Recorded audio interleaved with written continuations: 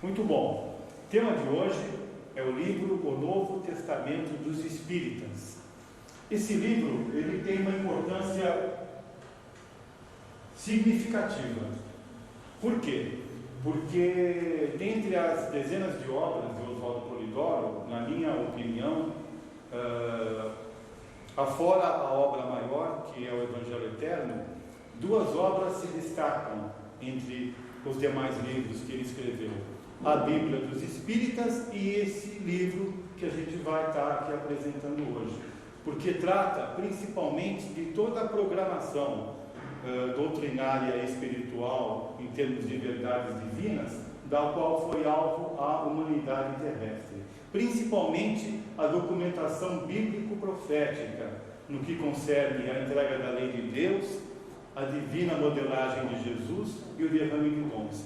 Então são obras que, pelo foco que tem uma característica diferenciada das demais obras que até foram expostas aqui, né? Bom, falamos um pouco da introdução do livro. Há um texto intitulado Evangelho da Verdade, na introdução, que é assinado pelas iniciais M.E.B., que, pelo que eu entendo, são assinaturas de 3 encarnações de Oswaldo Polidoro: Moisés, Elias e Batista. Ou seja, as 3 vidas que ele teve, que estão inscritas de maneira fulgurante na Bíblia judeu-cristã. Moisés, como o espírito que recebeu mediunicamente a lei de Deus e entregou ao povo; Elias, como um grande profeta; e Batista, o João Batista, como primo de Jesus, o que veio adiante de Jesus, preparando o caminho para ele. Alguns textos que eu selecionei da introdução: que surja pelo conhecimento da verdade uma era de adoração a Deus em espírito e verdade, porque assim quer Deus que venham a ser seus filhos. Nenhum exteriorismo poderá jamais representar o papel de elemento salvador. Somente ao bom procedimento está afeto semelhante poder. Tudo está resumido nos mandamentos da lei de Deus, divinamente exemplificados por Jesus.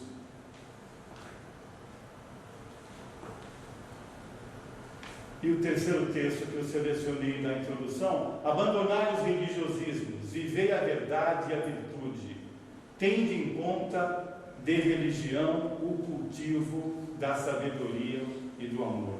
Evidentemente que muito mais conteúdo além desse reúne esse texto introdutório. Eu procurei selecionar e destacar 3 passagens que eu julguei realmente bastante interessantes que fossem aqui apresentadas hoje. Tem um segundo texto também introdutório, chamado de A Corrupção e a Restauração. Esse texto, ele é assinado por Heráclito Carneiro, que é um grande escritor espírita, que tem uma obra vastíssima, grande palestrista e escritor. E esse é um texto muito interessante, porque ele faz um resumo da história da fundação da Igreja Romana e toda a perseguição movida aos chamados cristãos novos, ou os do caminho do Senhor. Então ele fez uma pesquisa bastante grande e fez um texto curto, mas conciso e profundo, onde ele coloca os principais fatos que antecederam a criação da Igreja Católica Apostólica Romana. Também trata no texto da corrupção e adulteração dos textos bíblicos e dos massacres e perseguições movidos pela Inquisição. E ele reafirma que o Espiritismo é o cristianismo reposto no lugar. É um texto que eu recomendo que seja lido. Além de, recomendo, claro, que se leia o livro, também que se analise com atenção esse texto do Heráclito, que é muito bom.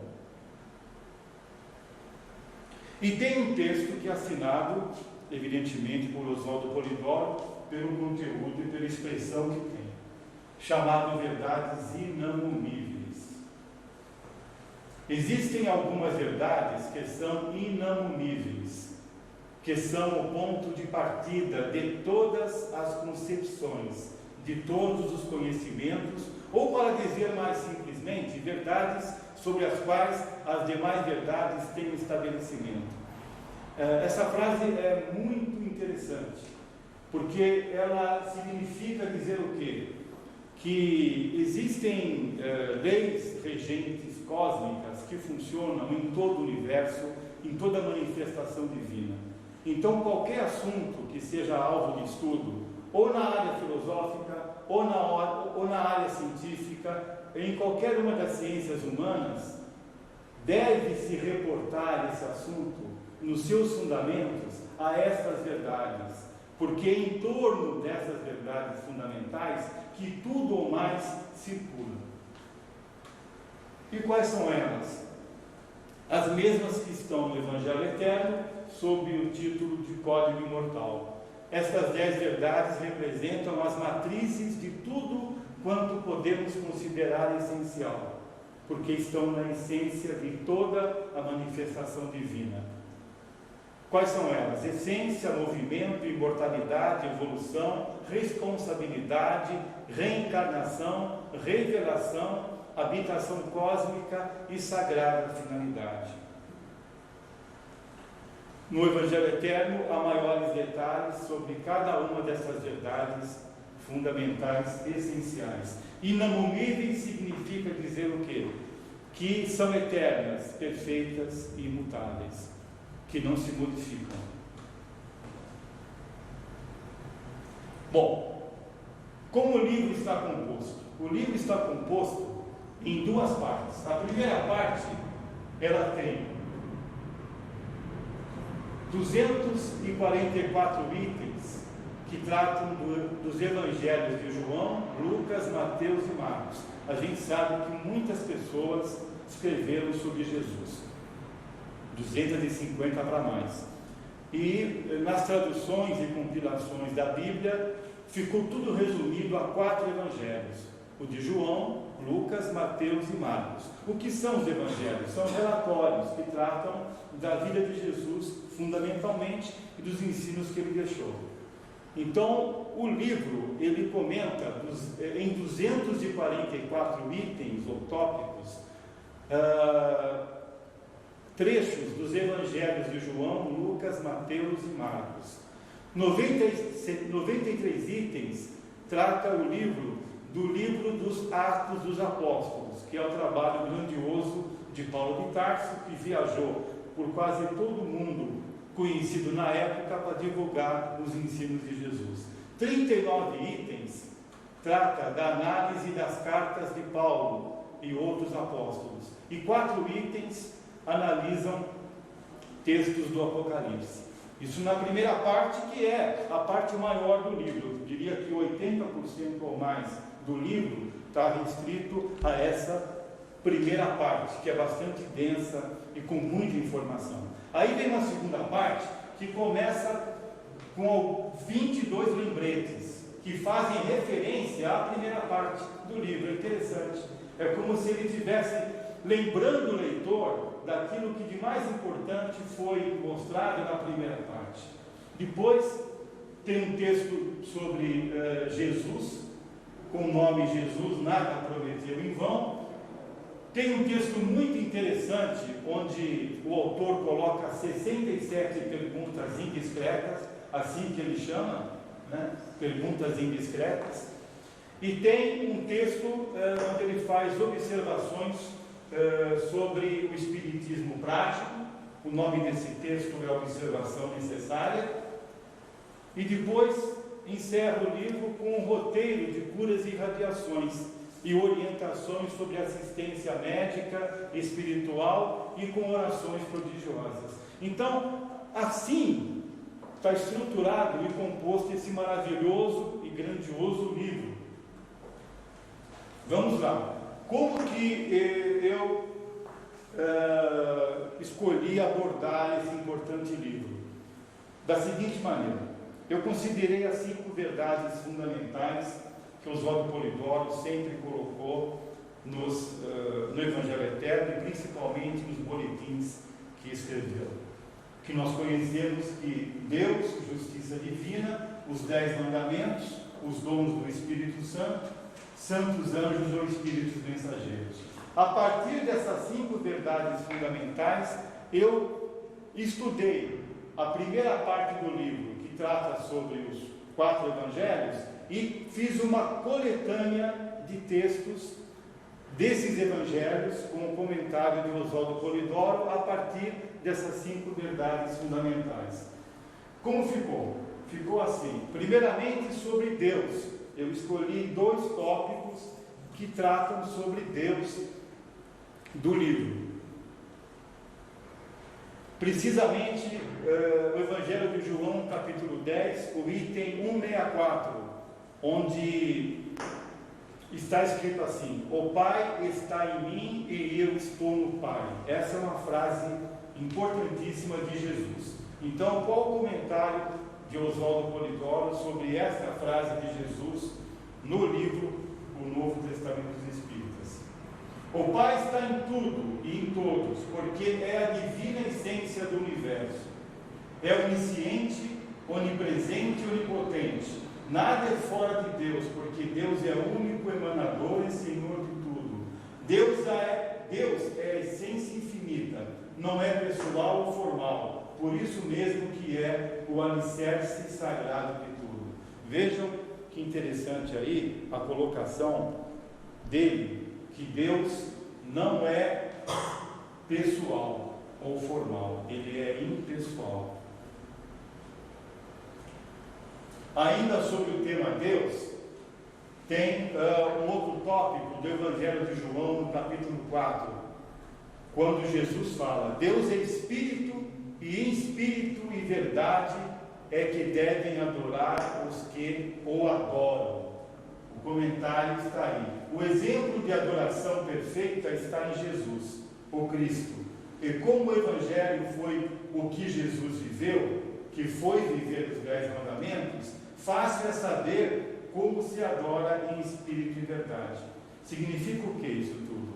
Que Jesus deixou não só um modelo de vivência aos 10 mandamentos da lei de Deus, mas deixou também um modelo de adoração a Deus em espírito e verdade, em tudo o que ele fez, em tudo o que ele ensinou. Por isso ele é o nosso velho exemplar. Seguindo adiante, eu colhi também 2 tópicos que fazem referências à justiça divina. Então o livro apresenta um trecho do Evangelho de Marcos que fala, no capítulo 11, dos 2 batismos, né? O batismo de Jesus está restaurado e fará a sua parte, e os planos de luz e de treva estarão ao dispor de cada um segundo forem as suas obras. Quem for para cima, foi por suas obras. Quem for para baixo, foi por suas obras. O batismo de Jesus, que o livro trata aqui, é o derrame de dons mediúnicos, que quem vai em Atos dos Apóstolos, capítulos de 2 a 6, vai encontrar o fenômeno grandioso que aconteceu no Pentecostes, né? O derrame de dons sobre toda a humanidade. O que o autor está colocando aqui é que Jesus fez a parte dele e promoveu aquele derrame de dons, e cada um se posiciona como quer em relação ao que ele deixou, ao que foi entregue pela direção planetária, mas de acordo com como cada um se posiciona, vai para cima ou vai para baixo, ou seja, quando sai da carne, tem merecimento de um céu de glória ou um céu de trevas. A questão toda é de ordem moral, como a gente sabe. A lei e a justiça darão eternamente a cada um o seu devido lugar, e todo aquele que restringir o seu conhecimento, aqui tem um aspecto da maior gravidade, e todo aquele que restringir o seu conhecimento ou de seu irmão, por causa de fanatismos religiosistas, cometerá crime deleza a evolução, tornando-se réu do juízo, conforme sempre foi dito, juízo eterno e não pena eterna. Aqui tem algumas questões interessantes nesse texto.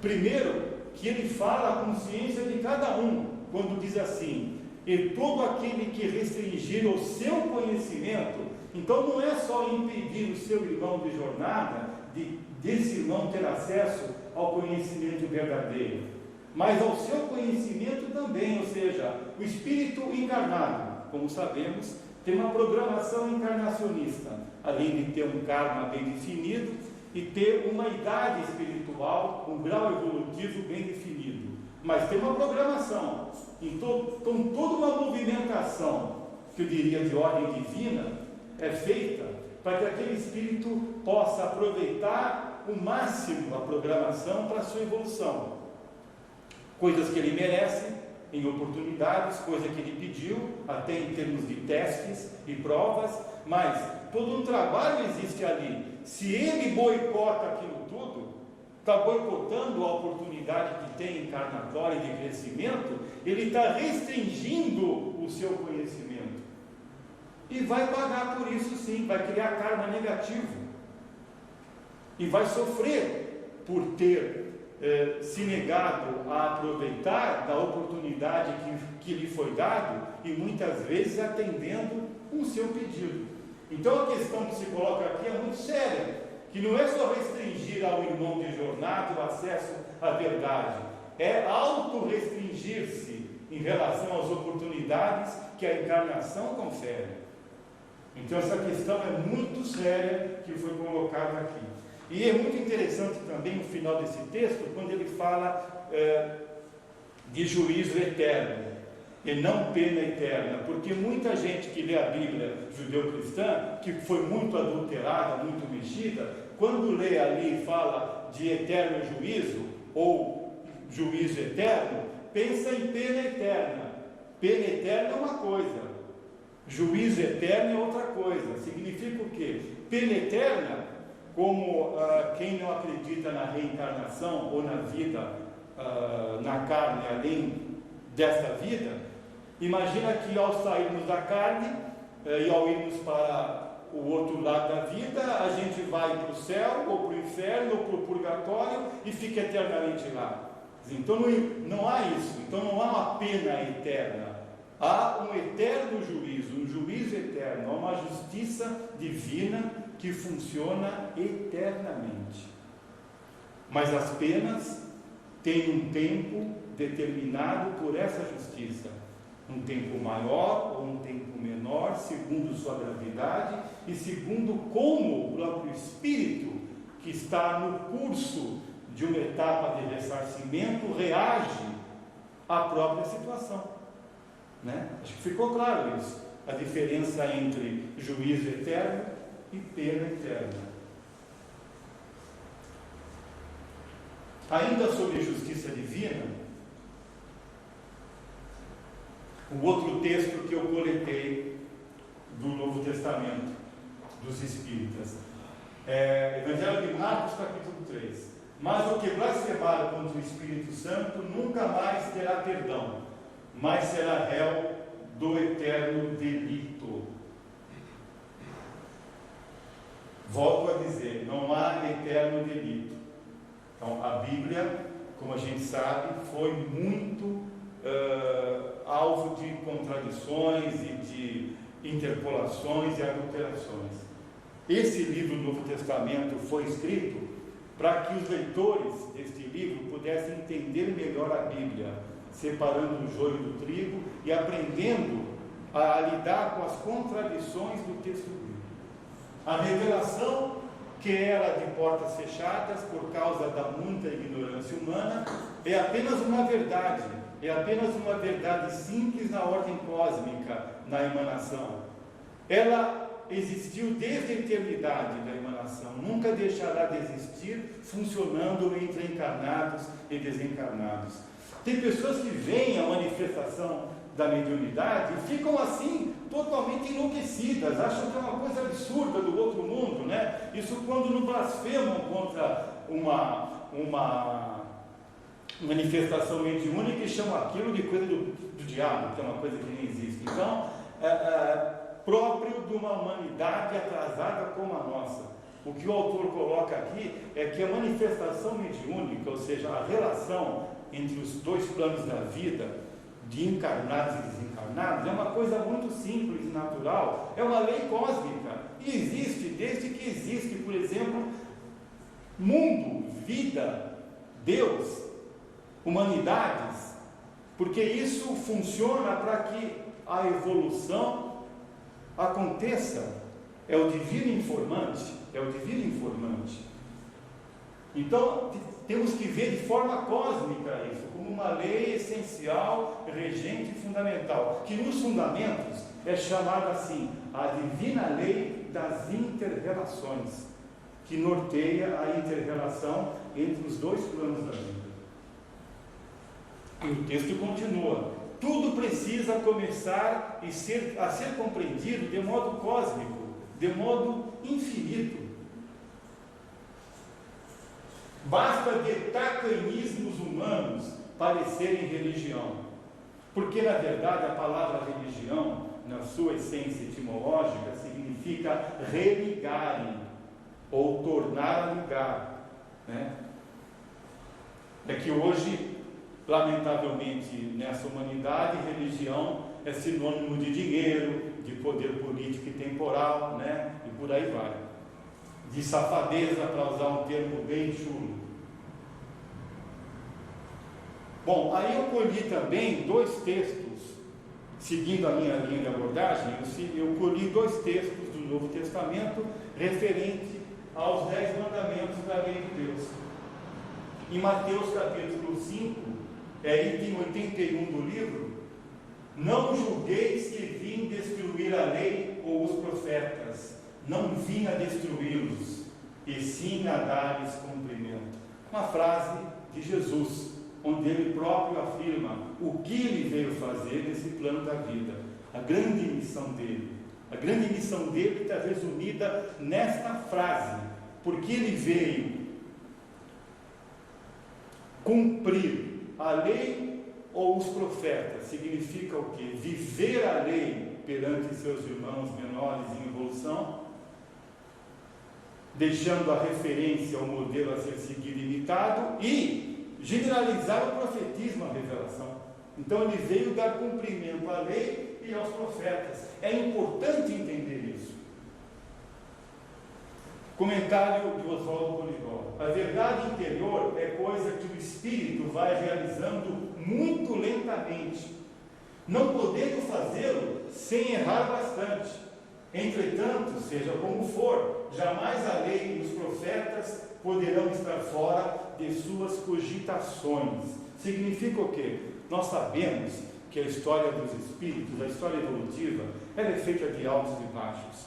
É normal que a evolução se dê assim, num planeta como o nosso, que está ainda numa idade mediana em termos espirituais, somente agora migrando da primeira para a segunda metade evolutiva. Porém, entretanto que seja assim, com altos e baixos, acertando, errando, usando o relativo livre-arbítrio, nunca e jamais ele deve deixar de cogitar, de pensar, de refletir, ele, espírito em evolução, sobre a importância da lei e do mediunismo. Essa é a questão. Seguindo, quanto a Jesus, viveu a lei e generalizou o profetismo. Os erros que posteriormente se levantaram no mundo, se 1000 vezes repetirem, 1000 vezes serão combatidos. As coisas de Deus sempre terminam triunfando, porque há uma lei regente, cósmica, fundamental de evolução. E cada centelha divina que um dia saiu ou foi de Deus emanada, um dia retorna a Deus consciente, espírito e verdade, cheio de glória e poder, custe mais ou custe menos. Então, é aquilo que a gente lá atrás falou, das verdades inamuníveis. Então, todo aquele espírito que do cadinho divino sai, ao cadinho divino retorna, como na antiguidade das iniciações era colocado.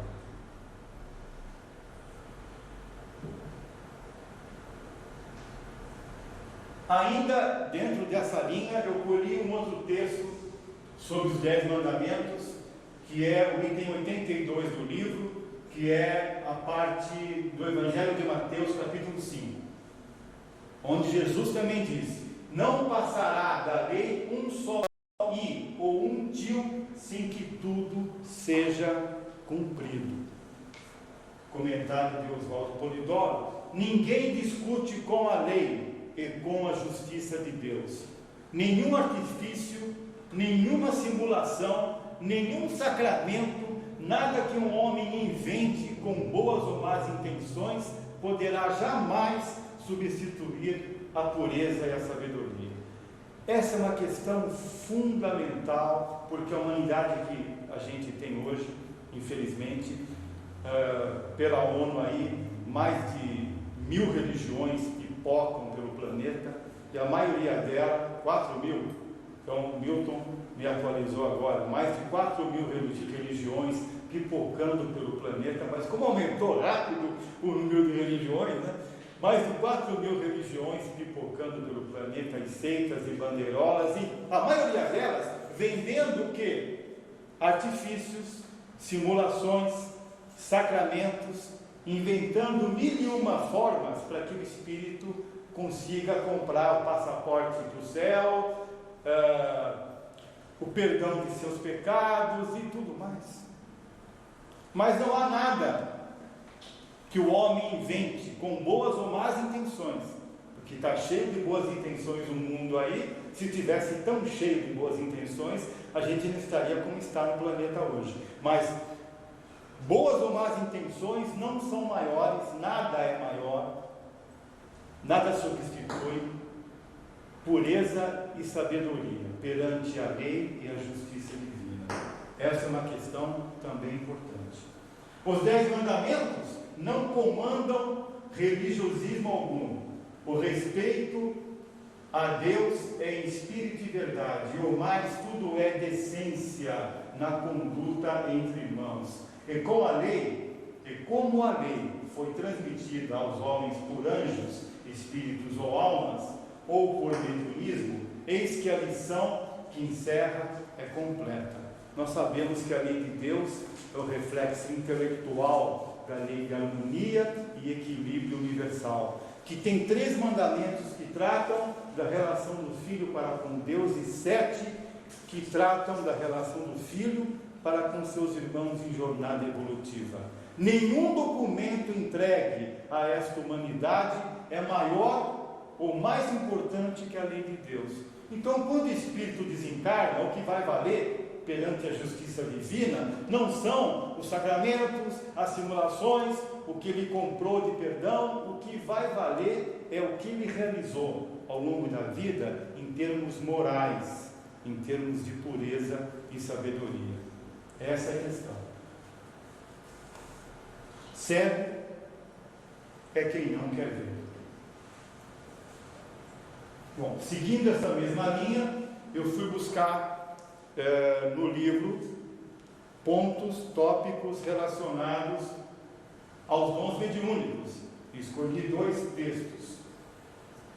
Primeiro está no item 165 do livro, um trecho do Evangelho de Mateus, capítulo 10, que trata dos 12 e sua missão. Aqui os 12 apóstolos de Jesus, aquele núcleo de apóstolos mais próximo de Jesus. Se as letras não tivessem sido adulteradas ou arranjadas de tal modo pelos compiladores, diriam que Jesus saiu das margens do Mar Morto com 72 discípulos, escolhendo 12 dentre eles para homenagear as 12 tribos de Israel. Os essênios tinham 2 cenáculos, um às margens do Mar Morto, onde estava Jesus, e um na fronteira do Egito, onde estava João Batista. 6 meses antes de Jesus deixar o cenáculo do Mar Morto, João Batista deixou o cenáculo da fronteira com o Egito e começou um trabalho preparando as gentes para aquele que viria depois dele. E como ele mesmo disse, eu batizo em água, mas depois de mim virá aquele que batizará em espírito, ou seja, em revelação. E os discípulos que saíram com João Evangelista, com João Batista, depois que João Batista encontrou-se com Jesus no Rio Jordão, esses discípulos passaram então a acompanhar Jesus, o que aumentou significativamente o número de apóstolos e discípulos que acompanhavam o Divino Mestre. Então não foram somente 12, e também não foram só 72, foram centenas e milhares depois que se achegaram e acompanharam o trabalho de Jesus.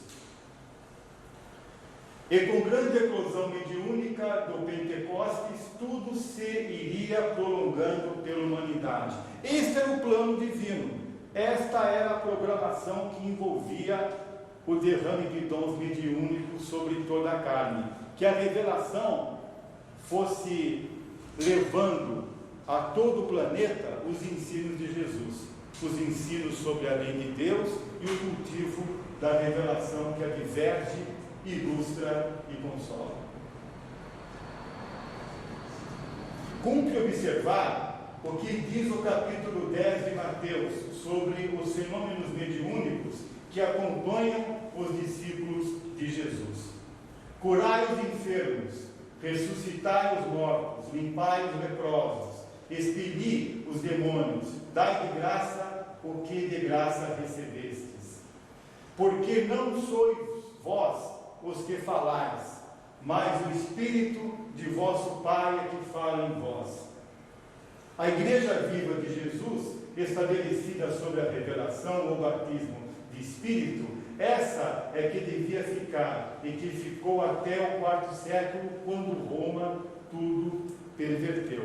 Então, como eu falei, havia uma programação onde, a partir da vinda de Jesus e a partir do Pentecostes, ou derrame de dons, iniciaria ali um novo ciclo de evolução espiritual para esta humanidade deste planeta.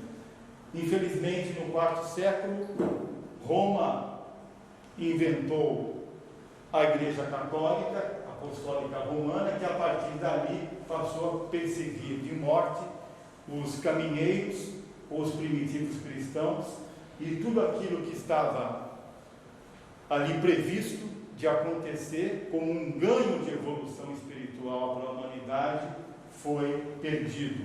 A grande oportunidade que teve a humanidade, ela perdeu. O segundo item que eu selecionei, que é o item 20 do livro, remete ao Evangelho de João, capítulo 14.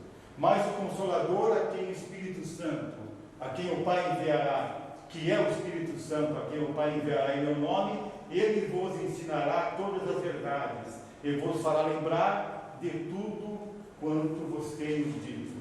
Aqui Jesus falando e prometendo o Consolador, que é o derrame de dons.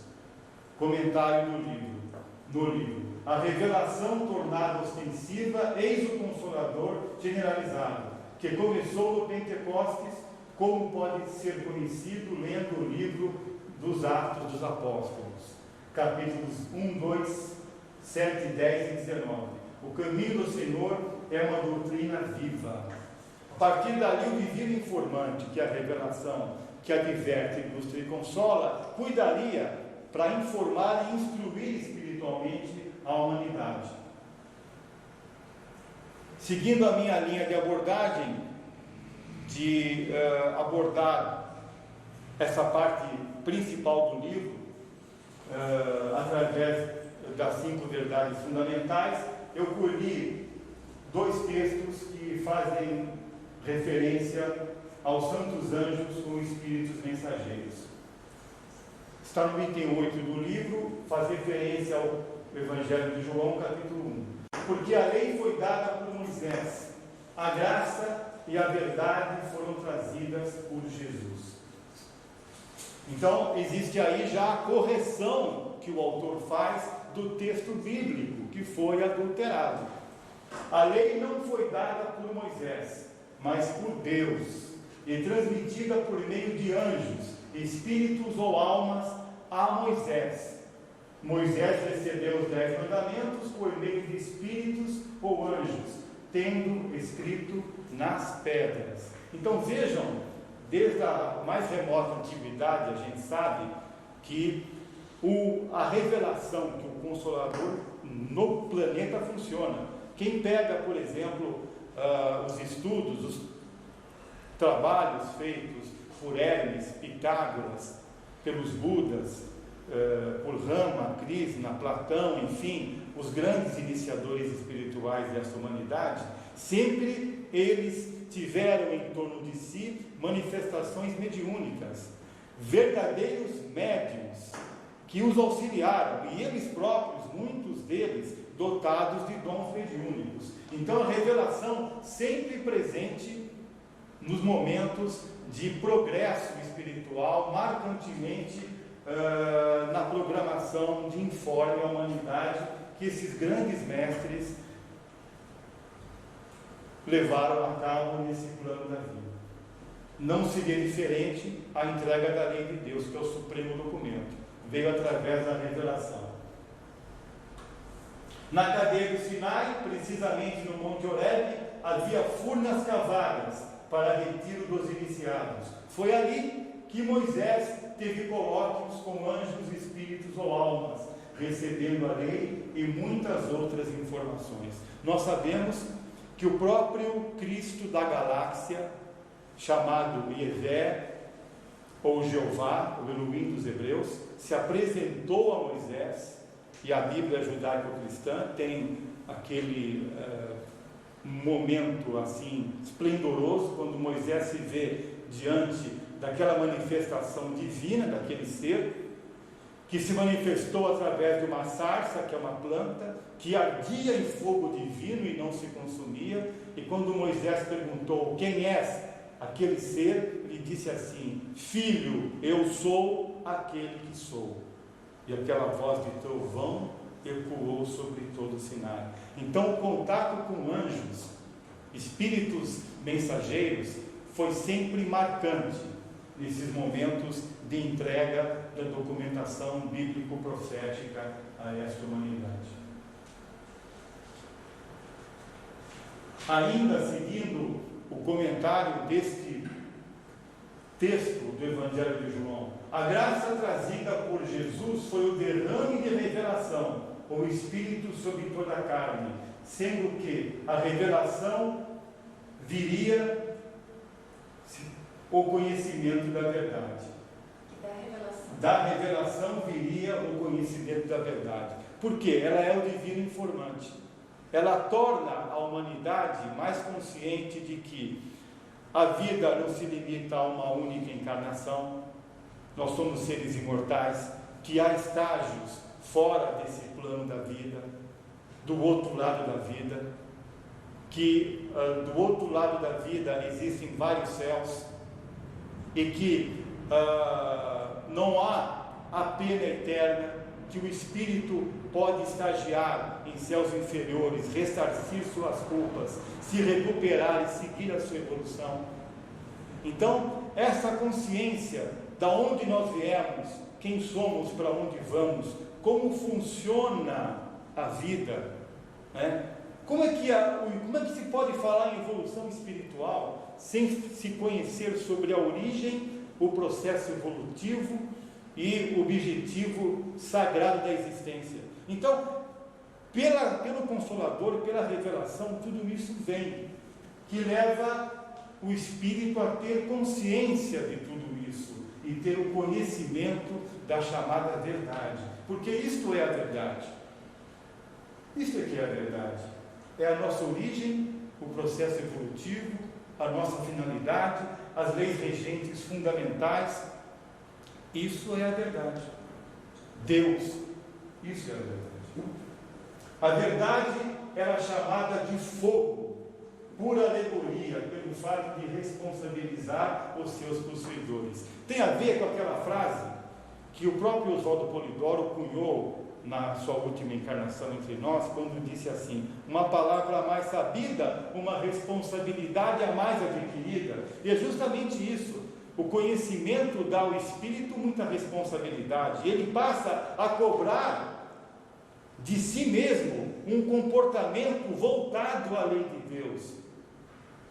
O conhecimento da verdade dá ao espírito essa condição dele refletir, dele pensar melhor diante de cada decisão, dele usar com mais inteligência o relativo livre-arbítrio, que é uma prerrogativa que ele tem, que no céu é muito respeitada. A gente sabe que o relativo livre-arbítrio está inserido num supremo determinismo divino, e que o Espírito, a ele é dada essa condição de optar, de escolher, e muitas vezes escolhe errado, e toma um caminho contrário à sua própria evolução. Então, quando o Espírito conhece a verdade, tem mais consciência das verdades divinas, tem mais consciência de quem ele é, da onde veio, para onde vai, da oportunidade que está tendo na encarnação e de que deve aproveitá-la ao máximo para evoluir. Por quê? Por quê? Porque quando nós viemos do astral para cá, meus irmãos, viemos de uma faixa astral para esse plano da vida. E qual seria o objetivo natural? A gente querer voltar para o astral ao desencarnarmos, para uma faixa acima daquela da qual viemos. Isso é evolução. É você sair de uma faixa astral que tem mais de 32 mil subfaixas, encarnar nesse plano e quando voltar a uma faixa melhor. Isso é evoluir, é crescer evolutivamente, em desabrochamento das virtudes divinas, em consciência de quem é, da onde veio, para onde vai. Então, a verdade, que era chamada fogo, porque realmente é fogo, ela responsabiliza o seu possuidor. Ele passa a cobrar mais de si mesmo em termos espirituais. Por isso que Jesus falava sempre da diferença, e é muito importante isso, da diferença entre os valores da matéria e os valores do espírito, que são eternos e que devem ser perseguidos e desabrochados incansavelmente pelo Espírito Filho de Deus. Dentro dessa linha, eu fui buscar no Evangelho de João, capítulo 1, um texto que é o item 16 do Novo Testamento, dos Espíritas. Na verdade, vos digo que vereis o céu aberto, os anjos de Deus subindo e descendo sobre o Filho do Homem. Filho do Homem, para quem não sabe, Filho do Homem é um dos títulos iniciáticos de Jesus. Poderia ser de menos, é uma pergunta, poderia ser de menos que o celeste ungido, que é Jesus, vindo batizar em revelação, deixasse de ter anjos, almas ou Espírito Santo subindo e descendo sobre sua cabeça? Segunda pergunta, ele que vinha para abrir as portas dos cenáculos iniciáticos, não havia de ser o príncipe da revelação, da infusão entre os dois planos da vida? E a terceira pergunta, como divino molde não deveria deixar as marcas patentes do profetismo mineralizado, a tirar a orfandade e a estender pela terra advertências, ilustrações e consolações? Claro que sim. A vida de Jesus inteira, do começo ao fim, e mesmo depois, que não tem fim, mas depois da vida na carne e fora dela, no astral, toda ela é marcada pela revelação. Vamos falar sobre isso mais um pouco adiante, mas é importante a gente enxergar isso, né? A participação dos anjos, espíritos ou almas ao longo da vida de Jesus. Selecionei também alguns textos alguns textos que tratam dos ensinos de Jesus. O reino de Deus não virá com mostras exteriores. Um dos principais ensinos que Jesus deixou está no Evangelho de Lucas, capítulo 17. É o item do livro 230. O texto acima fulgura, brilha, porque as centelhas divinas, os Espíritos, trazem consigo o reino do céu em potencial e vão desabrochando através dos mundos e das vidas, dos reinos, das espécies, das condições e das situações. Jesus muito falava aos apóstolos sobre o reino do céu, ou o reino de Deus. Muitos que ouviram Jesus não entendiam e perguntavam, mas mestre, o que é o reino de Deus, né? E ele falava, o reino de Deus não está ali nem acolá, ele está dentro de cada um e não virá com mostras exteriores. E Jesus, o Cristo planetário, o paradigma da escalada, veio demonstrar como todos deverão ser. O Evangelho foi e é a vida que Jesus viveu. Para saber de fato a vida que viveu, procure cada um exemplificar os 10 mandamentos. É o que ele deseja quando esteve entre nós. Exemplificou a vivência da lei para servir ele de paradigma evolutivo para seus irmãos em evolução. Aquelas 5 palavras que tanto temos repetido, que bem definem a lei de Deus: moral, amor, revelação, sabedoria e virtude. São 5 palavras fundamentais. E nós temos que meditar muito sobre o que significam essas 5 palavras fundamentais.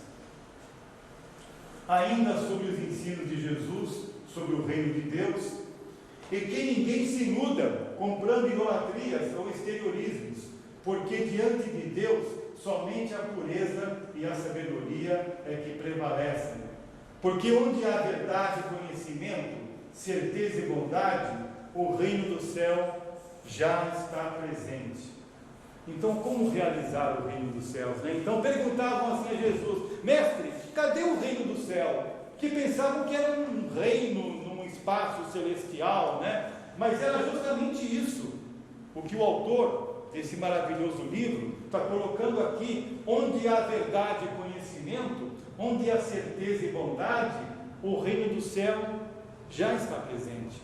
Então, quando nós, filhos de Deus, por evolução intelecto-moral, conscientização das verdades divinas, conseguimos, por conquista própria, individual, porque isso não é dado não é de fora para dentro, é de dentro para fora, é desabrochamento interno, quando conseguimos um estado de pensar, sentir e agir, em termos de verdade e conhecimento, de certeza e de bondade, isso já é viver o reino do céu. Essa é a questão. E assim todos compreenderão o que Jesus proclamou quando disse: o Filho do Homem veio do céu e está no céu.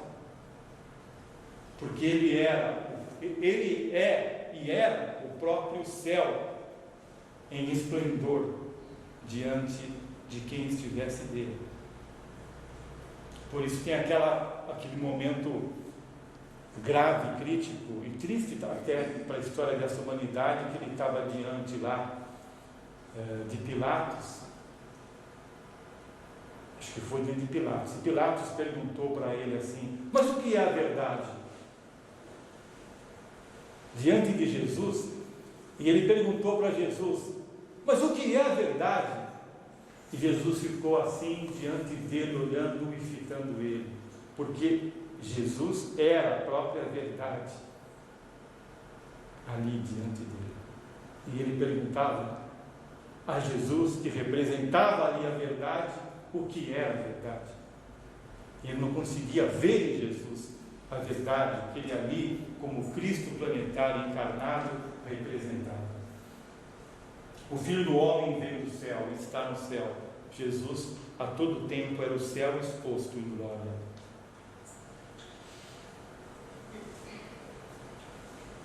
Um outro item que eu colhi é o item 214, que faz referência ao Evangelho de João, capítulo 175. Quando, porém, vier o Consolador, aquele Espírito da verdade que procede do Pai, que eu vos enviarei da parte do Pai, ele dará testemunho de mim. Uma vez liquidada a doutrina do Pentecostes, ou edificada no Pentecostes sobre a revelação generalizada, o testemunho de Jesus desapareceu. Por quê? Porque toda aquela abertura que houve para o astral, que permitiria essa infusão mais plena e a veiculação para esse plano da vida de informes maravilhosos, foi bloqueada naquele momento em que começou toda a perseguição e todo o travamento e o truncamento daquilo que Jesus deixou vivo como Pentecostes, como a revelação caminhando pela humanidade. Restaram idolatrias, inquisições monstruosas e vergonhosas, coisas que os beleguins de Roma foram espargindo pela terra inteira. Só uma observação em parênteses, né? Quem se der ao trabalho de pesquisar essa revista super interessante, uma edição antiga de 2007, que tem essa capa: A História Secreta da Igreja, os assassinos, santos, devassos e heróis que fizeram a história da organização mais antiga do mundo, o Vaticano. Então, quem quiser conhecer um pouco do que foi e é a igreja e do que ela e como ela conquistou o império que tem hoje, um império material, como dominou reis, povos e nações ao longo de mais de 1500 anos, lê essa reportagem, porque por mais que se diga de crimes hediondos, de inquisições monstruosas, de coisas vergonhosas, ainda é pouco, perto daquilo que representa a história dessa instituição religiosa. Então vale a pena conhecer um pouco mais a respeito disso, para que a gente não repita mais isso no planeta. As parábolas de Jesus, um outro aspecto interessante do Novo Testamento. A porta estreita. Jesus falava em parábolas, né? Para que, usando uma linguagem mais fácil, pudesse, fazendo uma analogia, se fazer melhor entendido. Uma linguagem mais próxima do que o povo pudesse compreender. Então ele falava da porta estreita e da porta larga, né? Porque passar por uma porta larga é fácil, passar por uma porta estreita é mais difícil. Está em Lucas, capítulo 13, item 203. Comentários sobre essa parábola de Jesus. O reino do mundo e o reino do céu são normalmente antípodas, ou seja, contrários. Entretanto, é lidando no seio do mundo que os filhos de Deus terão que realizar em si mesmo o reino do céu. Olha que coisa interessante. Vamos ver com cuidado isso, porque há uma sabedoria monumental aí contido nessa transcrição. O reino do mundo e o reino do céu são normalmente antípodas. Entretanto, é lidando no seio do mundo que os filhos de Deus terão que realizar em si mesmo o reino do céu. Significa o quê? O reino do mundo, a encarnação, nós sabemos, é feita de provas às vezes duríssimas, testes também dificílimos, oportunidades de conhecimento, aprendizado, crescimento e de ressarcimento e ajustes de faltas do passado. Isso aqui é um banco escolar terrível.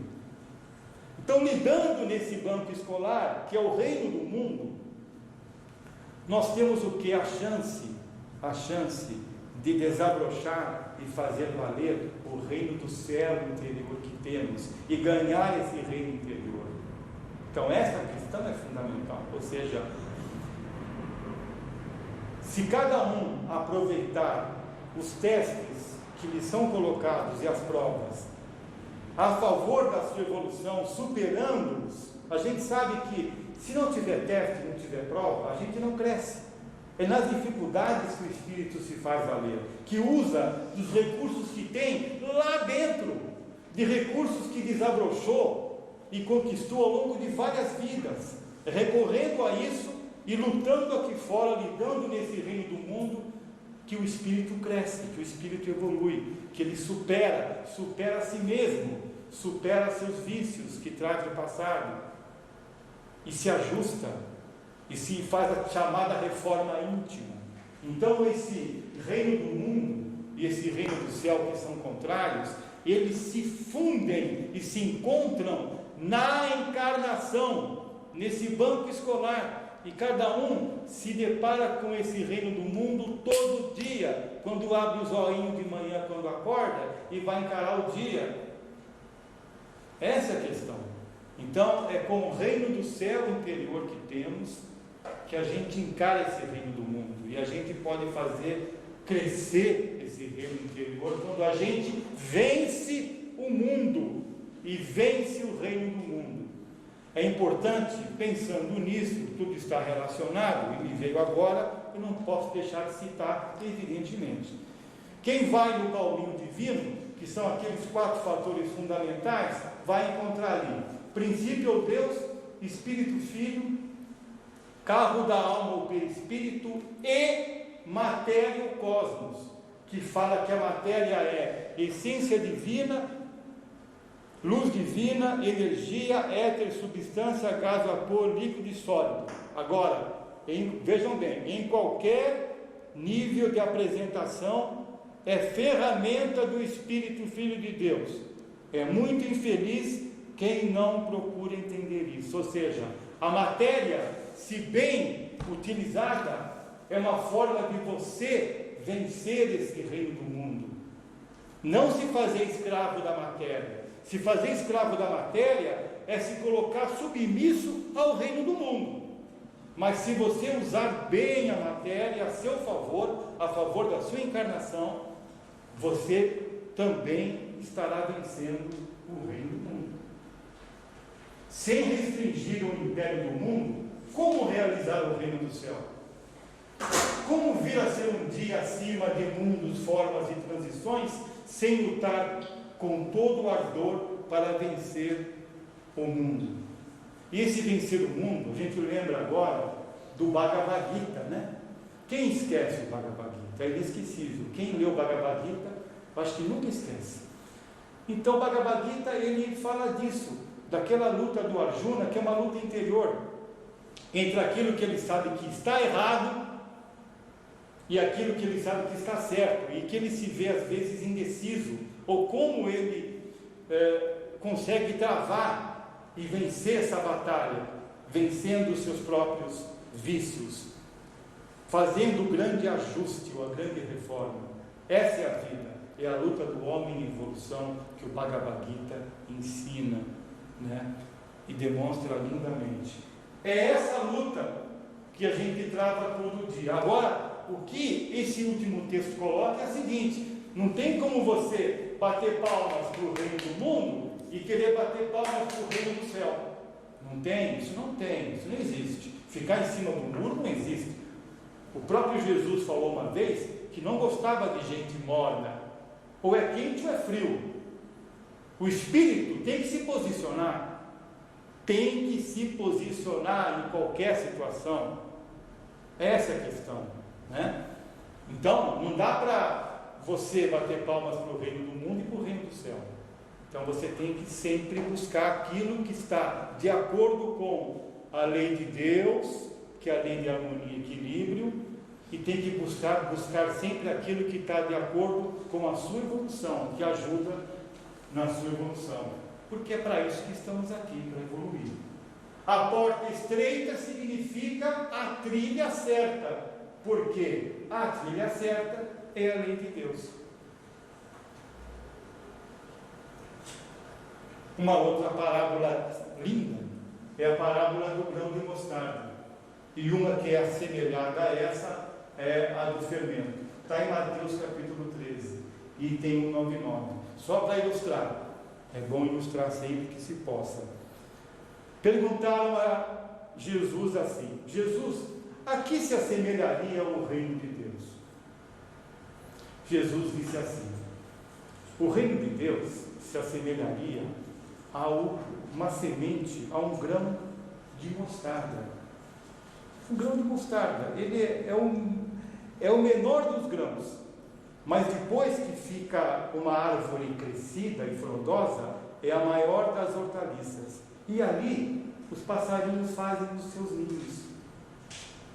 O que significa essa parábola? Significa, e Jesus está lindamente, poeticamente até falando, da evolução da centelha espiritual, que passa por bilhões de anos, por um processo evolutivo, passa pelos reinos infra-humanos, mineral, vegetal, animal, elemental, atinge o reino nominal de evolução, começa aí a desabrochar intelecto e moralmente, e aí tem todo um caminho intelecto-moral de retorno a Deus, que é um caminho longo também, e um dia ele chega no grau crístico, esse espírito chega no grau crístico, passa a comandar mundos, humanidades, passa a comandar planetas, sistemas, galáxias. Então é isso, gente.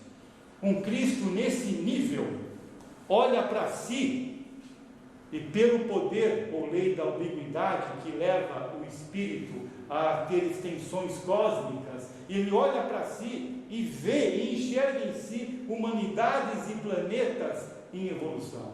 Então é o grão de mostarda, que vira uma árvore enorme e frondosa, a maior das hortaliças, onde os ninhos, onde os passarinhos formam seus ninhos e se abrigam. Então, essa parábola linda está aqui comentada assim: querem dizer ambas a mesma coisa, é a evolução da centelha espiritual, é a marcha do crescimento íntimo, é a cristificação do espírito. Depois de atravessar os reinos inferiores, ingressa na espécie nominal e vai realizando a união consciente com o Pai Divino, onipresente. Não é ligação com um Deus exterior e individual. Vejam bem, não é ligação com um Deus exterior e individual, mas sim com Deus que é Espírito e verdade, infinito em todas as virtudes, para assim ligado participar da divina ubiquidade. Com a desgraça feita por Constantino, aqui é o imperador romano, Constantino Cloro, fundador da Igreja Romana. A revelação foi perseguida e o caráter iniciático do caminho do Senhor desapareceu, forjando uma civilização ignorante, materialista e sensual. Imaginem vocês se isso não tivesse acontecido. Em que estágio civilizatório e de vivência da lei de Deus e do cultivo revelacionista nós estaríamos hoje nesse planeta? Porque, meus irmãos, 1600 anos de atraso não é brincadeira para nenhuma humanidade. E o atraso foi tenebroso, o desvio doutrinário foi tenebroso.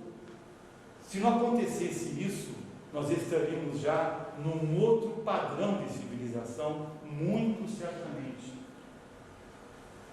Do profetismo é que sempre veio a verdade. O espiritismo é o retorno ao profetismo generalizado, para que a humanidade venha a conhecer e a viver a verdade que livra. Só voltando um pouco nesse final desse texto, Jesus falava e fala ainda, evidentemente, falará sempre: a verdade liberta, a verdade vos libertará. Religião nunca libertou ninguém, e a verdade sempre liberta. Tem a parábola também interessante do servo vigilante, que está em Lucas capítulo 12, que é comentada aqui. A lei de Deus é o código de conduta, e Jesus é o modelo, é o seu vivedor. É por isso que em todas as parábolas temos apenas um convite ao cumprimento dos deveres. Essa é a função das parábolas, é de convidar os ouvintes a, ouvindo as parábolas e entendendo, refletir sobre o cumprimento dos deveres, a vivência da lei de Deus. Nenhuma parábola faz mais do que lembrar os sentidos da lei de Deus. A divisa, portanto, é esta: quem estiver certo, que se aperfeiçoe na conduta, e quem estiver errado, que se conserte. É interessante que mais adiante a gente vai voltar a esse tema aqui, ó. Quem estiver certo, que se aperfeiçoe na conduta, quem estiver errado, que se conserte.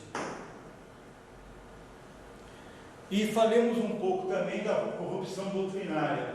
E eu separei aqui uma passagem que é uma corrupção, uma adulteração vergonhosa que foi feita no texto bíblico, que todos conhecem. Está em Mateus capítulo 16, é o item 222 do livro que a gente está apresentando hoje. O trecho é esse: és bem-aventurado, Simão, porque não foi a carne nem o sangue quem isso te revelou, mas sim Espírito de Deus. E sobre essa pedra edificarei a minha doutrina, contra a qual não prevalecerão as portas da inferioridade. Como foi esse trecho? Estava Jesus com os apóstolos. Aí ele perguntou assim: mas quem dizes? O que dizem? O que vocês ouvem a meu respeito? Nós ouvimos que o Senhor é mais um dos profetas, né? Aí começaram a falar a Jesus as coisas que ouviam a respeito dele. Aí Pedro falou: nós sabemos que o Senhor é o Cristo, é o Messias. Bom, então evidentemente Jesus respondeu isso: és bem-aventurado, Simão, porque não foi a carne nem o sangue quem isso te revelou, mas sim o Espírito de Deus, o Espírito Santo, a revelação. E sobre essa pedra edificarei a minha doutrina, sobre essa pedra que é a revelação, que é a lei regente e fundamental das inter-relações, contra a qual não prevalecerão as portas da inferioridade. Porque nenhuma força prevalece a uma lei regente e fundamental, que é uma lei divina. Nenhuma outra força prevalece a uma força divina. Então, o comentário: Jesus nunca pronunciaria a palavra igreja, que é grega e foi incrustada mais tarde. Por quê? Está colocado aqui. Porque em algumas Bíblias escreveram assim: sobre essa pedra edificarei a minha igreja. Jesus jamais diria a palavra igreja, porque a palavra igreja é uma palavra grega que mais tarde seria criada para designar a reunião de pessoas, eclésia. Então, doutrina é uma coisa, igreja é outra, pois quer dizer agrupamento de pessoas. Quem lê o livro dos Atos sabe que o batismo foi de revelação, de comunicação de anjos, espíritos ou almas, e não de Pedro ou de Pedros. Outra corruptela que fizeram, mais grave ainda, que instituíram Pedro como se fosse o primeiro Papa, a partir dessa passagem, querendo dizer que Jesus estava edificando a doutrina, a revelação. Bem-aventurado Simão, porque não foi a carne nem o sangue quem te revelou, mas sim o Espírito de Deus. E sobre esta pedra, ou seja, sobre você, Pedro, edificarei a minha igreja. É o que em algumas Bíblias está escrito, como se a igreja que Jesus estivesse fundando, estivesse sendo edificada sobre Pedro. Então é um absurdo isso. A partir daí, a igreja romana extraiu a ideia e criou o mito de que Pedro teria sido então aí nomeado por Jesus como o primeiro Papa da igreja cristã. Olha que absurdo. Então aqui, quem lê do livro de Atos sabe que o batismo foi de revelação, de comunicação de anjos, espíritos ou almas, e não de Pedro.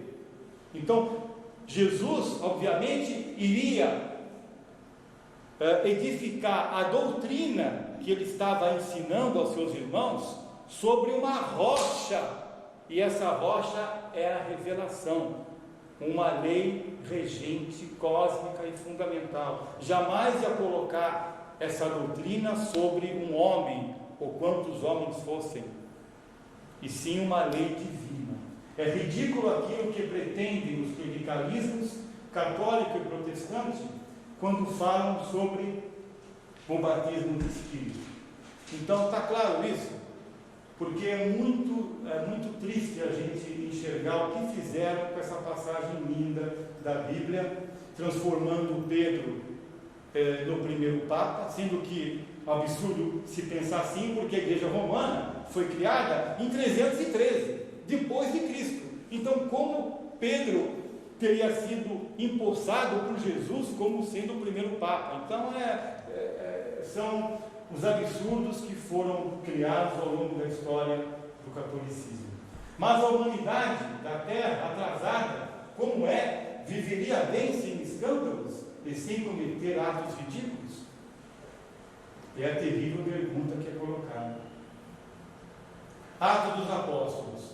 O autor faz uma retrospectiva das iniciações antigas, chegando ao que denomina de as 4 fases distintas e maravilhosas que marcam a epopeia cristã. Aqui eu achei interessante colocar também que é a visão que Oswaldo Polidoro colocou no livro sobre a epopeia cristã.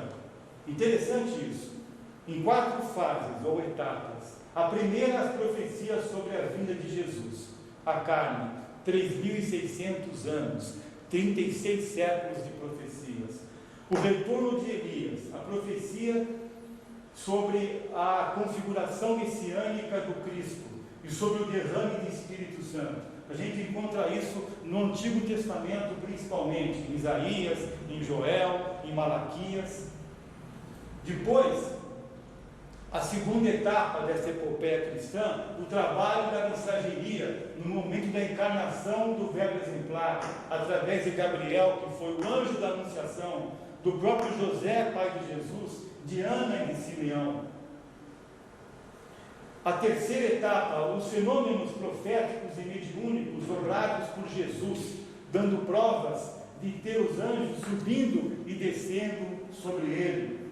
E a quarta etapa, deixando o túmulo vazio, retornando como espírito, preparando e realizando a grande eclosão mediúnica, continuando por 11 anos a fio seus contatos com os apóstolos, que aumentaram para milhares e se espalharam pela terra. O autor apresenta o livro de Atos dos Apóstolos como uma espécie de resumo histórico do profetismo universal. E comenta, e eu vou pincelar aqui algumas passagens de comentários sobre Atos dos Apóstolos. No capítulo 2, que é uma passagem muito marcante, que é quando aconteceu essa eclosão mediúnica, o derrame de dons, chamado aqui nesse capítulo 2 de a descida do Espírito Santo. Aconteceu aquilo que Jesus muito tanto dissera que aconteceria. As legiões de anjos, espíritos ou almas que acompanhavam Jesus, subindo e descendo sobre sua cabeça, passaram a se comunicar através dos discípulos. Eram muitos, e não apenas 12, com a escolha de Matias, que ficou no lugar de Judas. E o número deles aumentava sempre, porque o mediunismo sacudia as mentes com um vigor estranho. Era um momento assim de ebulição realmente, que nunca tinha ocorrido algo igual, e realmente nunca tinha ocorrido algo igual. Houve uma primeira eclosão mediúnica lá com Moisés, no deserto, mas não se comparava em quantidade e em significação, inclusive em significado, como aquela que houve ali com Jesus, no Pentecostes. A segunda passagem que eu escolhi aqui é o item 312 do Evangelho do Novo Testamento dos Espíritas, que fala de Atos capítulo 17. Essa é uma passagem muito interessante, porque Paulo de Tarso, vamos frisar aqui, o livro Atos dos Apóstolos é um relatório grande, maravilhoso, feito por Lucas. Lucas era apóstolo, ele era essênio da seita dos terapeutas, amigo de Paulo de Tarso. Então Paulo de Tarso foi aquilo que Jesus chamou de vaso escolhido, ou seja, aquele espírito que, como Paulo, era perseguidor dos apóstolos, e um dia, indo para Damasco, com uma autorização expressa de prender apóstolos, seguidores de Jesus, ele literalmente caiu do cavalo, literalmente, porque Jesus se apresentou a ele em espírito e disse assim: por que me persegues? E ele caiu do cavalo ali, sem visão nenhuma, cego, momentaneamente cego, teve que ser conduzido a uma vila próxima, onde um médium, Ananias, profeta e apóstolo, médium Ananias, essênio, fez uma imposição de mãos e curou Saulo. E Saulo, curado, se converteu ao caminho do Senhor, que era o nome que se dava à doutrina que Jesus ensinava, e passou a ser um caminheiro, a ser um seguidor de Jesus, a ser um apóstolo, e foi o que mais viajou, o que mais divulgou os ensinos de Jesus. E numa dessas viagens, e sempre que ele viajava, ele fazia duas coisas: ele escrevia para Lucas, amigo dele, relatava o que aconteceu na viagem, o que ele fez, o que promoveu, o que passou, porque ele era perseguido, picado de cobras, sofreu naufrágio, era espancado, aprisionado, mas sempre se livrava, porque não estava só, ele tinha anjos de Deus que acompanhavam ele para onde ele ia. E ele conseguiu fazer um trabalho maravilhoso de divulgar os ensinos de Jesus. Então ele, além de escrever para Lucas e contar as peripécias das viagens dele, ele também escrevia para as comunidades onde ele passava. Então tem as cartas de Paulo, que eu vou entrar daqui a pouco.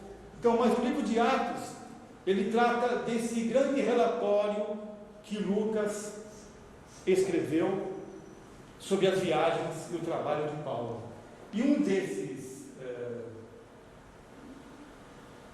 relatos é de uma passagem de Paulo por Atenas, né?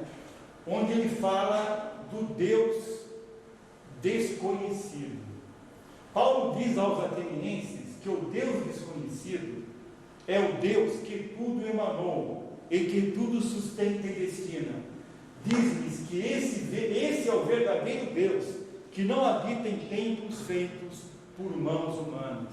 Olha que maravilha, Paulo de Tarso falando para os atenienses dessa maneira. E precisa de que homens apalhaçados o representem? Pergunta Oswaldo Polidoro. E precisa que paus e pedras, simulações e mercantilismos o exponham? E precisa de discursos histéricos o façam reconhecer? Então são as questões que o autor realmente levanta, né? Esse é o Deus onipresente, onisciente, onipotente, do qual Paulo falou. Quando os homens souberem viver os 10 mandamentos, quando os homens souberem que é a lei moral, o amor, a revelação, a sabedoria, a virtude, quando os homens reconhecerem em Jesus o divino molde, que tinha as legiões angélicas ou espirituais subindo e descendo sobre ele, e que em revelação batizou a humanidade, então as coisas mudarão na terra. O reconhecimento de tudo isso que está aqui relatado é que pode efetivamente modificar a situação que nos encontramos nesse planeta. Porque estarão acreditando na sabedoria e na virtude, e a revelação os estará guiando, em lugar de estarem a dobrar os joelhos diante de homens fingidos e sujeitando-se a pecaminosas simulações. As cartas de Paulo. Aqui tem duas cartas realmente maravilhosas, dois trechos lindíssimos. que ele escrevia para as comunidades por onde passava.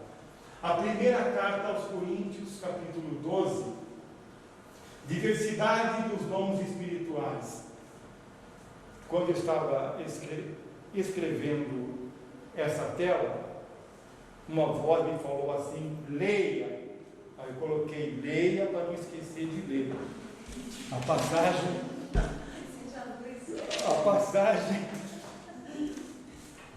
Seja a luz, porque senão eu não consigo enxergar.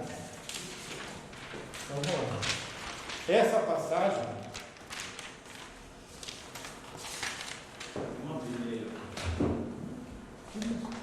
Essa passagem a que se refere é esta aqui. Porque a um pelo Espírito Santo é dada a palavra de sabedoria, a outro de ciência, a outro a fé, a outro o dom de curar, a outro a produção de maravilhas, a outro a profecia, a outro o discernimento dos espíritos, a outro as línguas diversas e a outro as interpretações. E estava no texto original da carta de Paulo também a evidência. Paulo não iria se esquecer disso, porque tem relatos dele, de evidência dele, dizendo que via anjos. Então como é que ele poderia esquecer da evidência aqui? Né? E infelizmente também é mais uma adulteração que foi promovida. Então a diversidade dos dons, comentado assim pelo autor: Jesus tinha um espírito de dons e sinais sem medida, mas os restantes, por estas alturas da história planetária, só poderão ter dons ou mediunidades repartidas para feito de cultivo revelacionista. Como Jesus veio derramar do Espírito revelador sobre toda a carne para cumprir a promessa antiga, como qualquer criatura honesta poderá aprender lendo o capítulo 2 de Atos, Paulo achou de bom alvitre enumerar as 9 mediunidades fundamentais. O autor faz aqui uma análise muito interessante sobre o mediunismo. Roma, em virtude de fabricar o catolicismo no IV século, cometeu o tremendo crime de chamar de coisa de Beelzebul os dons mediúnicos ou proféticos. Com a chamada obra de Elias ou Kardec, que é o espiritismo, ou agora divinismo, nada mais é do que a reposição das coisas no lugar, ou a volta do Pentecoste vivo ao seio da humanidade. Para livrar dúvidas, diremos uma vez mais que nenhum espírito emanado ou relativo, seja quem for, é senhor das verdades de Deus. Tudo em Deus é eterno, perfeito e imutável. A mensageria divina, ou ministério do Espírito da verdade, é parte integrante da ordem divina.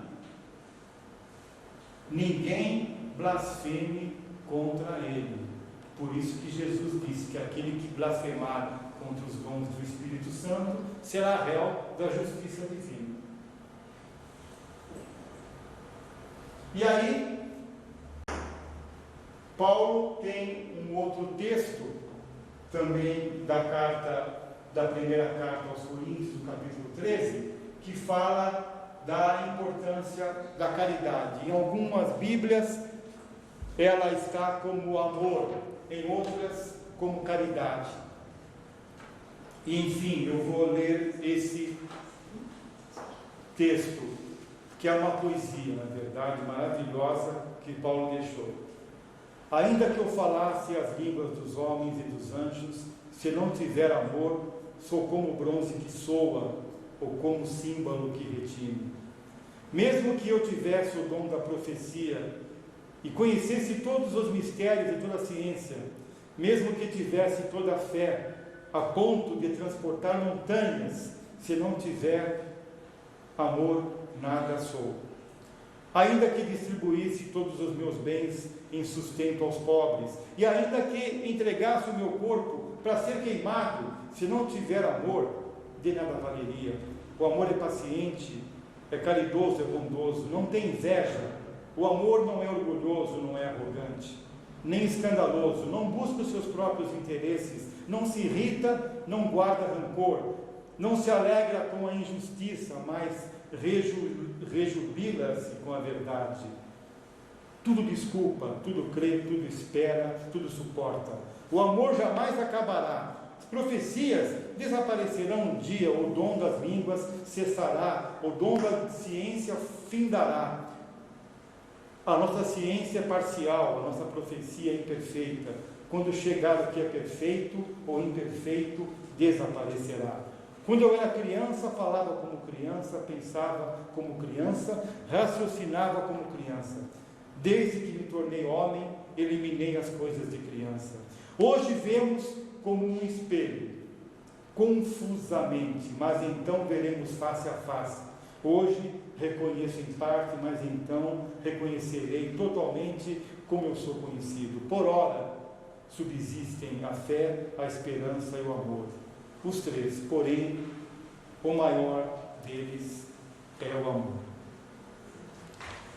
No Evangelho Eterno está escrito que o amor é a virtude que representa o maior fator de evolução consciencial do Espírito Filho.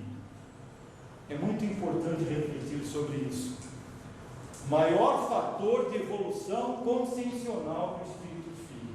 Comentário de Oswaldo Polidoro. O amor é uma virtude apenas estática, se pela bondade ou caridade não for tornado dinâmico. Sem ser através da bondade, não há como haver aplicação do amor. Então, o amor, como virtude, e como as demais virtudes, tem que ser dinamizado, não ficar dormente. Por isso que a nossa missão, a nossa função maior é desabrochar as virtudes que temos. E desabrocha movimentando. O amor é uma delas. Depois de expor o que são e podem os dons mediúnicos ou proféticos, os meios de comunicar com os anjos, espíritos ou almas, Paulo discorre sobre o amai-vos uns aos outros. Vejam aqui o que Oswaldo Polidoro escreveu sobre isso. Vejam a importância desse texto, meus irmãos. Basta lembrar que Jesus, tendo os dons espirituais ou mediúnicos sem medida, tendo sido anunciado por Gabriel, tendo os anjos ou espíritos subindo e descendo sobre ele, tendo ido ao Tabor, falar com Moisés e Elias, deu exemplo de extrema dedicação à bondade, provocando a ira dos sacerdotes até a morte. Os dons mediúnicos podem estar repartidos entre os filhos de Deus, mas o dever de bondade está muito acima de repartições. Então não pode haver limites nesse sentido. O espírito não pode ser econômico na bondade, no amor. Ele tem que deixar liberar realmente essa virtude divina que tem. E o que mais ele coloca aqui a respeito disso? Vejam as advertências dele. Os médiuns ou profetas, entretanto, são sempre mais responsáveis porque são mais conscientes. Quem mais tem por mais responderá e nunca deixará de ser assim. Vejam a responsabilidade seguindo junto com a consciência que o Espírito tem. Entretanto, lembramos, aqui vem uma severa advertência, lembramos que muitos são os que na terra usam os dons mediúnicos ou proféticos para manter contato com os seres menos interessantes do mundo espiritual, em certos casos com o propósito definido de fazer o mal ao próximo. E tudo isso pesará muito gravemente na balança da justiça divina, porque as virtudes, quanto mais psiquizadas, tanto mais devem merecer respeito. Então é muito complicado o espírito se valer da mediunidade para causar um prejuízo à encarnação de alguém. Responderá seriamente por isso, porque está fazendo uso de uma lei divina, regente e fundamental, para causar mal ao seu irmão em evolução. Tem mais.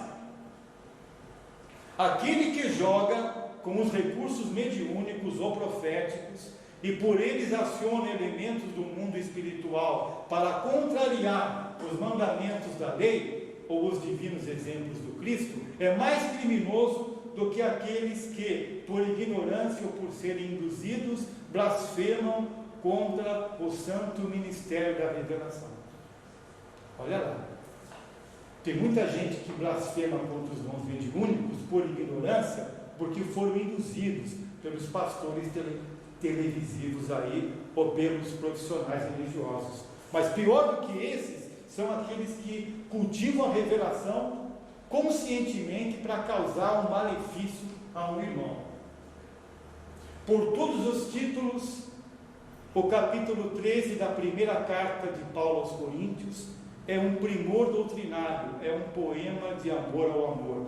Significa o quê, meus irmãos? Que cultivo revelacionista, o cultivo do mediunismo, deve estar norteado pelos 10 mandamentos aplicados e pela aplicação do amor.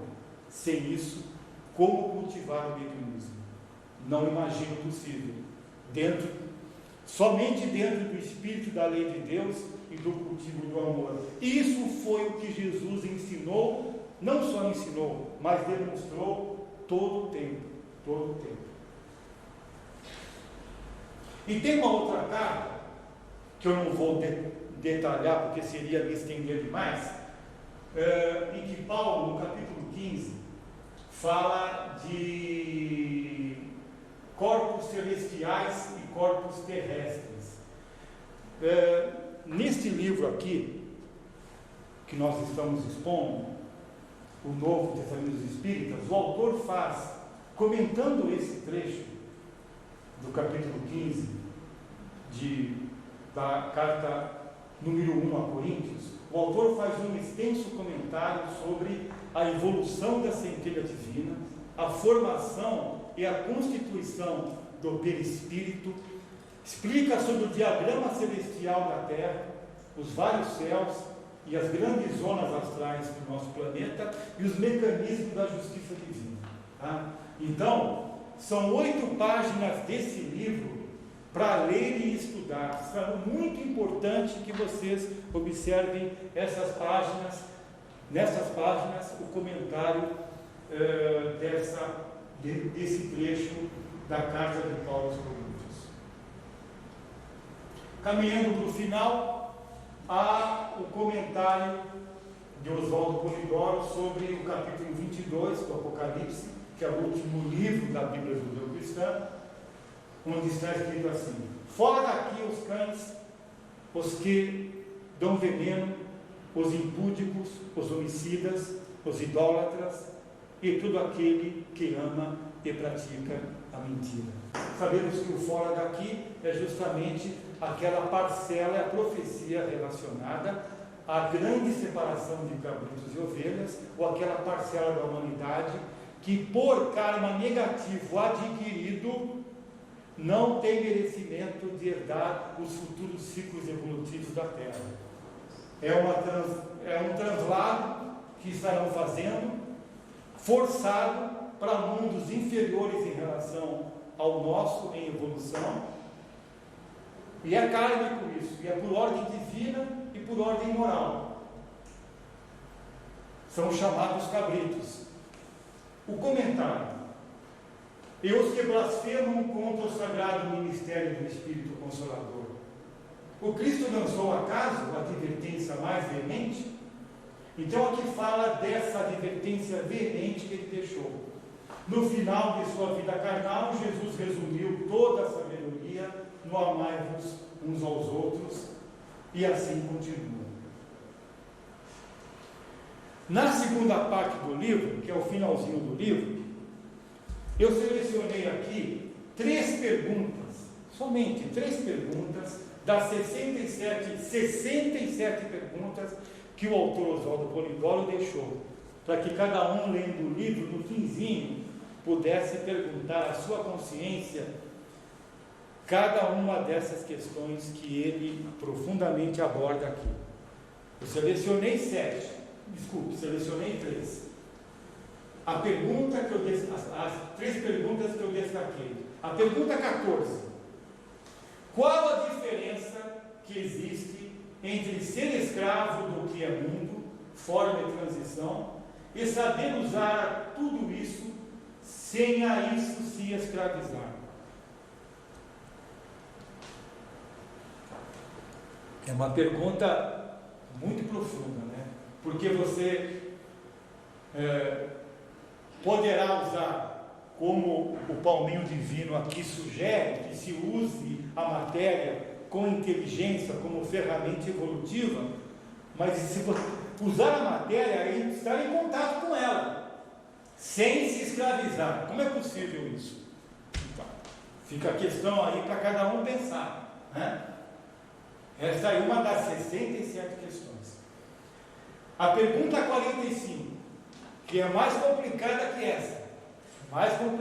essa, já não é fácil pensar certo e justo, porém é muito mais fácil pensar certo e justo do que viver realmente certo e justo.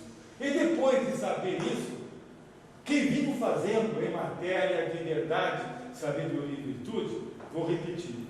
Já não é fácil para o espírito pensar certo e justo. Já é uma tarefa grande, né? Pensar bem e justamente. Porém, é mais difícil do que pensar é agir, né? É viver realmente certo e justo. Agora, depois sabendo o que é pensar certo e justo e o que é viver, né? Se perguntar a si mesmo: como é que eu estou vivendo em matéria de verdade, sabedoria e virtude?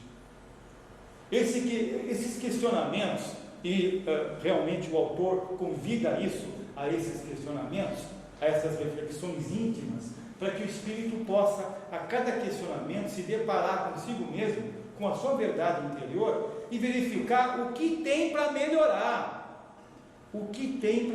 Lembram que a gente falou disso lá atrás, quando falou de consertar o que está errado, ajustar o que tem que ser ajustado?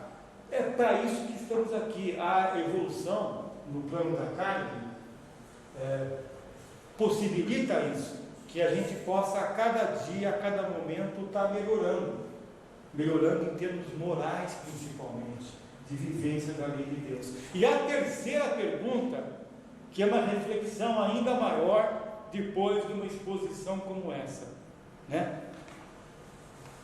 E depois e faço o convite, quem não conhece essa obra maravilhosa, que possa conhecê-la, porque ela é de uma profundidade imensa e é um livro gostoso de ler. E vocês vão entender agora, na terceira pergunta, um pouco da importância que tem essa obra, não para mim, para toda a nossa humanidade. Está aqui, como pergunta: recebi num plano azulino doirado, isso o autor escrevendo, frente aos imediatos do Cristo planetário e das mãos do Cristo planetário, a ordem de organizar a Bíblia dos Espíritas e o Novo Testamento dos Espíritas, que é esse livro aqui. Ordenou o Divino Mestre que os livros fossem amorosos no convite e rigorosos na advertência. E aí vem a pergunta: quem os quererá entender e viver a bem da redenção da humanidade? Então a pergunta é a cada um de nós, né?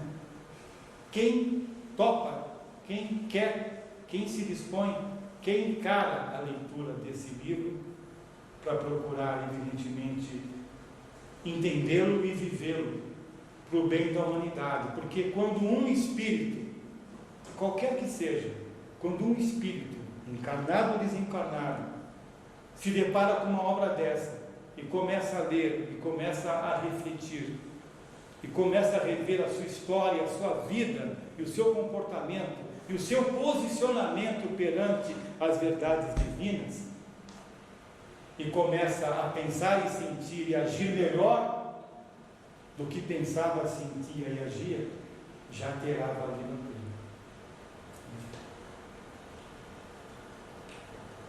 Para acabar a nossa exposição, não poderia deixar de falar um pouquinho sobre aquelas 5 palavrinhas que o autor colocou ao longo de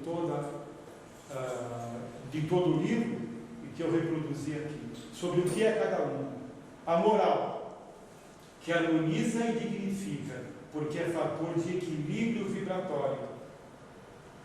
O amor, que sublima e diviniza, porque é fator máximo como força de expansão vibratória. A revelação, que adverte, ilustra e consola, porque é fator que caracteriza a atenção do princípio sagrado e dos planos diretores para com os filhos de Deus e tutelados das altas chefias. A sabedoria, que faz reconhecer a origem divina, o processo evolutivo e a sagrada finalidade dos filhos de Deus, isto é, a chave iniciática, pois sem esse princípio iniciático não pode haver programa realmente construtivo. E por fim, a virtude, que representa o acúmulo de valores, as qualidades ou poderes realizados, visto que para dar é necessário ter. Muito obrigado pela atenção de vocês. Obrigado.